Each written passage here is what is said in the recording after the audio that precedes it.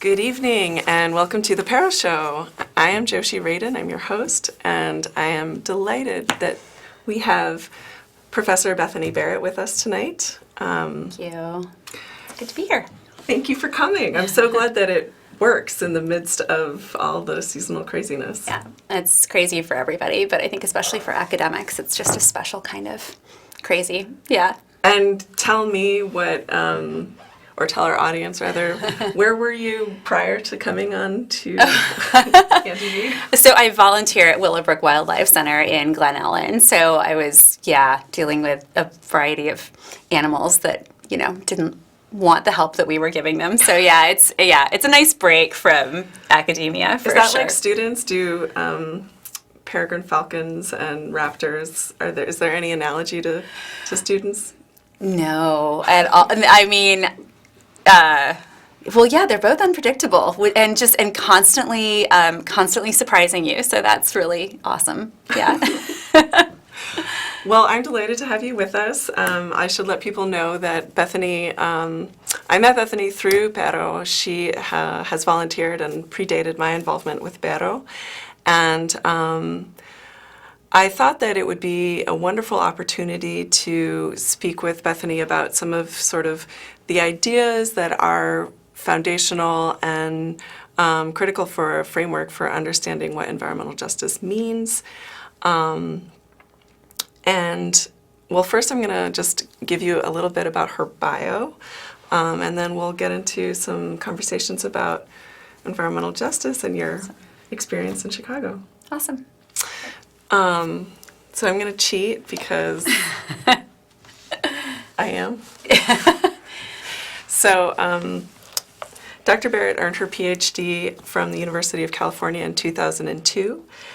She earned her BA in Political Science and History from Duke University in 1994.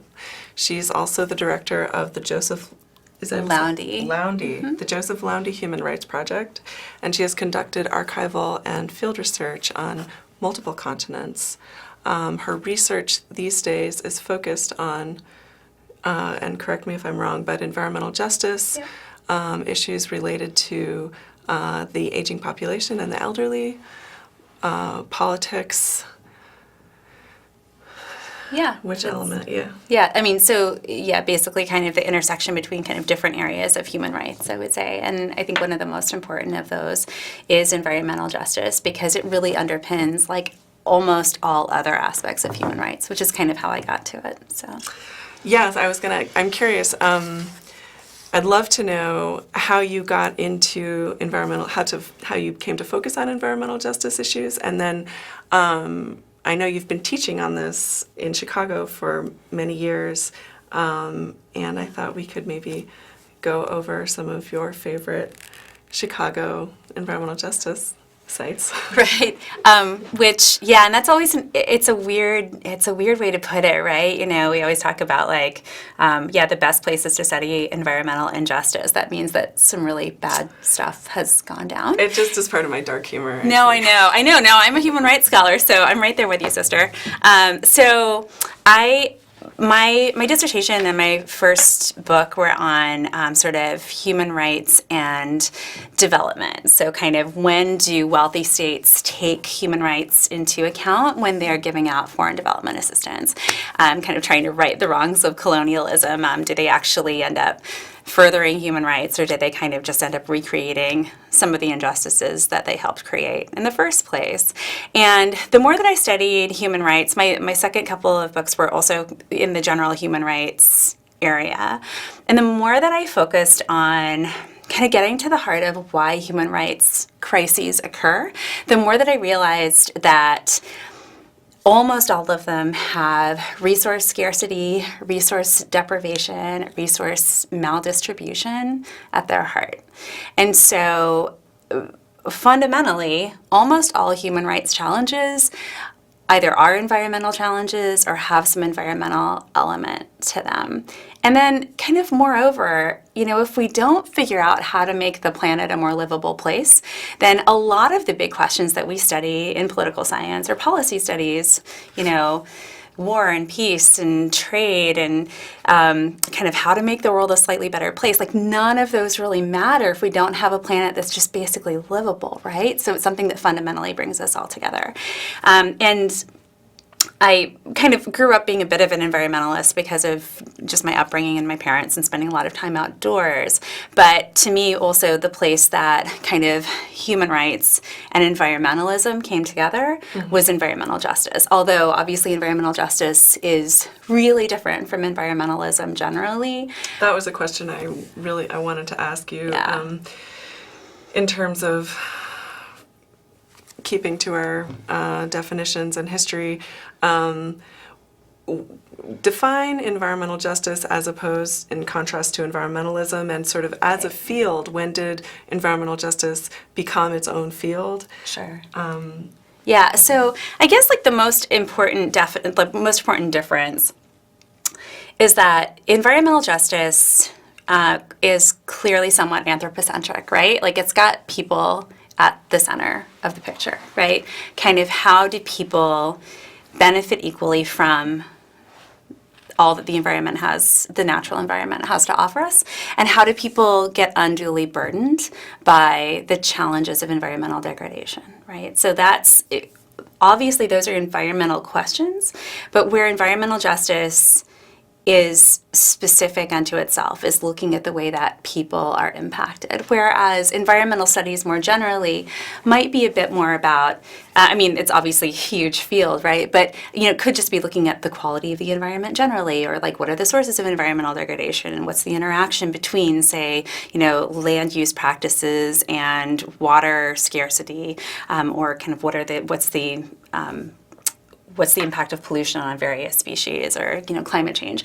So environmental justice could be seen as kind of just a subset of environmental studies, but there's actually often been a lot of tension between environmentalists and the kind of mainstream environmental movement and the environmental justice movement. That's why I wanted to bring it up, because I feel that there's a conservative history within environmentalism that is viewed as elitist and classist and exclusive. And it aims, in a sense, to conserve the beautiful landscapes that exist in the wild for those who are privileged enough to visit them, and that marginalized, underprivileged communities are left out of that discourse frequently. So I feel like the need to be explicit about what we're talking about is important. Absolutely. And I think I wouldn't want to speak for any other communities, but I think that almost every community in the U.S. and outside of it has its own tradition of environmentalism. So I don't want to say that like kind of environmentalists are only, people of a certain class or temperament or color. But I do think that the way that kind of mainstream environmentalism shaped up in the U.S. very often had the potential to be seen as sort of saying, look, let's preserve these spaces either free of people altogether, or let's preserve these species and privilege that above kind of human use of these species or of this space. And I think that environmental justice aims to remember that humans are part of the environment as well. We're not separate from it, right? We're part of nature. We're not separate from it. And so if we want to preserve nature, if we want to love nature, if we want to sort of feel connected to nature, we have to feel connected to each other as well. So, the kind of current environmental justice, I guess, maybe as a phrase even, really dates back to sort of the middle of the 20th century. And it was really the outgrowth of three really important movements that sort of came together in a fascinating and I think potentially really productive but also somewhat fraught way, or has been fraught. And that was environmentalism, civil rights, and the labor movement, actually. And the way that those came together to sort of look at how does sort of modern or kind of late capitalism wreak havoc not only upon human relations but upon the environment, especially kind of when we look at these really deep industrial zones like we have so many of here in Chicago. Places that, for years reveled in being in the part of the industrial heart of America. And, you hear people on the southeast side or in parts of the west, actually all parts of Chicagoland talk about, if they've been here long enough, the fact that seeing billowing smoke meant that things were productive, meant that things were good, meant that, you were going to have the potential of a good middle class job, a middle-class lifestyle, regardless of whether you had a ton of formal education, regardless of whether you had great command of English, regardless of how long you've been in this country, So it was seen as being an equalizer. So you can see how some of those groups would have kind of bristled at the idea that, okay, yeah, no, we need to just shut all that down and return everything to green space or to whatever its primeval nature was. I think there's an idea, well, I'm curious, in your studies, that taking care of the environment and resources happens after industrialization and after a certain level of development. Right. I don't know if that fits anywhere. But maybe we can just talk about the teaching that you've done on these topics in Chicago. For sure. And how Chicago's history maybe mirrors these discourses and these conversations. Absolutely. Which parts of the city you see these? Right. Well, I think potentially everywhere, but some places it obviously looms larger than others. And also, obviously, as a teacher, I have to really be a bit choosy about where I take my students, because I can't just have them all the time to take them and show them all the things. So I think, Chicago's a really, really important place to look at environmental injustices. Obviously, we could go back to just kind of the very way that we came in and displaced the original people that were here. And I think it's really important. I try to start events that we have on campus, even if they're not about environmental justice and whatever they're about, like acknowledging that we're on the traditional land of the Potawatomi and the Miami and the Sauk and the Fox and the Sioux. And there was a lot of overlapping boundaries that kind of came together here, and that some of the first environmental injustices we actually don't really even have a good written record of, right? Because the only record that we have was written by the first European settlers that came here, who didn't talk a lot about the folks that were here beforehand because they had an incentive to not acknowledge them. But in kind of modern history, right, looking at the reversal of the Chicago River, right, huge engineering feat, and I think it's impossible to not have respect for the fact that that actually was able to be done. At the same time, it meant completely changing this watershed and sending a lot of pollution downstream, where it sort of gets diluted in time to not harm people as much as it might, but still is harmful. And understanding kind of that river's history is really important to understanding the history of Chicago, right? If we didn't have the Chicago portage, we probably would not have had Chicago, develop as this incredibly important, not only industrial, but transportation hub for the entire continent. And so a lot of the places that are important for Chicago's environmental justice history are those that are along the river, right? Because that's where industry sprung up as well. So Little Village, Pilsen, of course, the far southeast side. There's many industrial kind of vestiges along the river in many areas, but I think those are the ones that are still sort of the most active. And of course, those were also the places where you had a lot of immigrant communities settle as well, because those were places where there was a lot of work, right? Immigrants were needed. Immigrants sort of had to be here to drive some of that industry that made Chicago great, and they were invited here. And then when times got harder, they were vilified for various things. And meanwhile, they've also borne a lot of the worst burdens, right, of environmental harms. Yes, I mean, I know you're familiar with all of these maps that illustrate these issues very clearly. I'd love to look at the map that you use with your students to visit some of these sites, and then maybe you could talk to us about what you find. Sure. Does that sound good? Yeah, sounds great. Okay. Oh, it's just such a busy map. It's a very busy map. Where would you like to start? It doesn't really matter. I mean, I guess what I would just say about kind of the whole thing, if we were looking at sort of the whole map. So first of all, it needs a lot of editing, but that's one of the things that I think I really like to bring home to my students. I'm a big believer in place-based education. Like, I really like to get out and do stuff. So in one of my environmental justice classes happens during the summer, and we have 2 weeks to fit an entire semester's worth of content in. So we're basically out every day for like a whole afternoon. And I think it's important to try to orient them, because that is a lot and it's so overwhelming. But if they can orient around kind of the relationship of those places to each other and the relationship of those places to the lake and the river, then usually they'll have a way to connect it to their own experience, because there'll be somewhere in that geography that they have ties, or that they have some kind of reference to.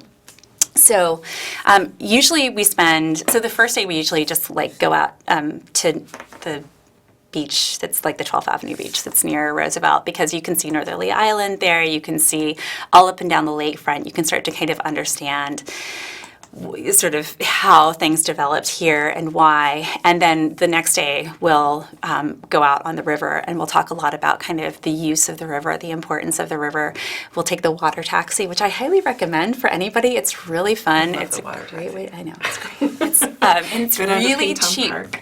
Yes, we start at Ping Tom, so we get to talk about Chinatown and the Chinese immigrant community, and then we'll just go up to Goose Island usually, and then take off from there. So, just kind of talking about what the different uses of the river that we can see just in that little stretch can tell us, which is really interesting. And I can give this to you too if you want to drive. If that. I feel like it would be too. Okay. Yeah. I'm sure you'll do a great job. It's fine. There's a really great book that is a little bit dated now, but is still excellent, called Great Lakes Water Wars by Peter Annan. And he talks a lot about kind of the risks if we continue to divert water the way that we have in the past, but also about kind of the reversal of the river and all the politics around that. I just want to repeat that title, because I was going to ask you for reading suggestions later, but I love these references. So great. That's Great Lakes Water Wars. Yeah. And then there's also one that's I believe it's just called The Chicago River by Libby Hill. That's a really great history of the river's usage. It's a little bit less expansive, just focused on the river. And then we sort of use the river to kind of orient the whole first part of the class. So we'll go down to Bubbly Creek, which I think is such an important site, because you've got the very lovely boathouse that's been built recently right across from Bubbly Creek. Bubbly Creek itself has some gentrification, but not a ton. And then actual Canal Origins Park that commemorates the origins of the I&M Canal is kind of not that well kept. It's pretty heavily used. There's always a ton of people. That's further south. Sorry. No, I'm sorry. You're good. I probably. It's okay. But Canal Origins Park is a really important site, and it seems like it could use a little bit more investment probably by the park district. But it's an amazing park. There's always tons of people fishing there. If you choose to, I don't know, fish in Bubbly Creek, I guess that's a risk some people are willing to take. But the river itself is just so much cleaner than it used to be, and went from having just a handful of species to I think there's over 70 species of fish that have been documented in the Chicago River now, which is amazing. Thanks in part to like the Friends of the Chicago River and a lot of their efforts to get it on the map. And then we kind of work our way down the canal and sort of down the Sanitary and Ship Canal, and go to Pilsen. Talk a little bit about the closure of the coal-fired power plants there and in Little Village, and talk about some of the fights that are still going on with the industries that are still located in Pilsen, because I think Pilsen's this really interesting study, right? Because it's been gentrified for such a long time, or for quite a long time, and yet there's still a lot of industry there that clearly, Pero and others are fighting and are continuing to have to fight, because you have all these places where industry just butts right up against these more residential and just kind of commercial areas. And then we'll always spend a day down in a little village as well. Usually have a tour that El Vejo will lead. And I really like that one because we'll usually go to their really beautiful garden, the Semillas de Justicia, which was built on a former Superfund site and is just gorgeous and has, all these kinds of crops and is truly a community garden where people can rent these different little plots. Yeah, and then we start to head the second half of the class. We get a little bit further afield. Further south? Yes. Yeah. That sounds phenomenal, and of course I would love to You should just go on come. this. Yeah, gonna I'm come doing next it this time. summer. You should just come on the field yeah, trips. I'm coming. Of the resources that you recommend, I'm just going to turn this off for a second. But I will ask you for some reading recommendations for Right. people who are interested, or where do you get this history? Right. So most of it, I try to get as much as I can just from talking to people. Honestly, those are the best histories, talking to people that have been fighting these fights for sometimes a few years, sometimes a few decades, is really exciting. So, when we come Southeast to Pilsen, Environmental Task Force. right? So when we come to Pilsen, talking to people like Jack Ailey, who are or get down in Little Village, talking to people like Kim Wasserman, and so many of the people that were really involved in those closures, which didn't look like they would ever happen. With Southeast Environmental Task Force, yeah, a lot of those folks have been involved in before Pet Coke, it was kind of like, let's clean up some of the wastelands that have been left here after the steel mills closed, right? So people like Tom Shepard and Peggy Salazar have been working on that for a really long time. And then you just hop across the freeway and get to Altgeld Gardens. And a lot of people think of People for Community Recovery as really, and I'm sure there's debate about this, but being really the oldest people of color run environmental justice organization in the country, because that dates back to the 70s. Hazel Johnson was really talking about environmental justice before that was a thing for most people. And the gardens are really isolated still, and they face all the same issues that places like Hegwish do, but are even more isolated, surrounded by this toxic donut, as they refer to it, of all of these different landfills, all of these specifically toxic waste dumps, and a number of hugely polluting industries. So, getting down there, that's a place that most people just don't go on a regular basis, and so I think that getting down there is really important. So usually the students and I will do one day with Southeast Environmental Task Force and one day with People for Community Recovery. Excellent. That sounds great. Is Dorsita Taylor, does she come here? I just think of her as an amazing resource on environmental justice, the history. Yeah. And she's in Michigan. Yeah. Sorry, and so I'm sorry, that actually didn't answer. I just realized I got so excited talking about people that I forgot about readings. So for Little Village in Pilsen, that Closing the Cloud Factories by Carrie Lyderson is amazing. It's a fast read and it's free. You can find it online, so that's really nice. There's some really good background on the history of waste in Chicago. There's a great book called Garbage Wars. And that's by David Pello. So he talks about Altgeld Gardens. He talks about kind of just the history of waste disposal generally. He talks about the reversal of the river. It gets really graphic because, of course. So that's a really good one. On a kind of more upbeat note, there's a really great book called Eden's Lost and Found. It's actually a companion to a PBS series, and one of the cities, it was all about kind of post-industrial regeneration in a variety of American cities. And I think that's just an edited volume because it came out as this part of this PBS series. But I have the students read this. There's actually several several kind of vignettes about Chicago in that book, but one of the ones that I focus on is Eden Place, which is in Fuller Park, because that's kind of one of the last places that we go. And it's very positive. It's, basically taking what was a fly dumping site and turning it into this incredible nature preserve. Yeah, there's a lot of really amazing coverage of Chicago out there. It's more books than I could possibly ever get through. But I think it's important to have those resources when we have these conversations. Absolutely. So I like to... What are your favorites about kind of environmental justice in the Midwest?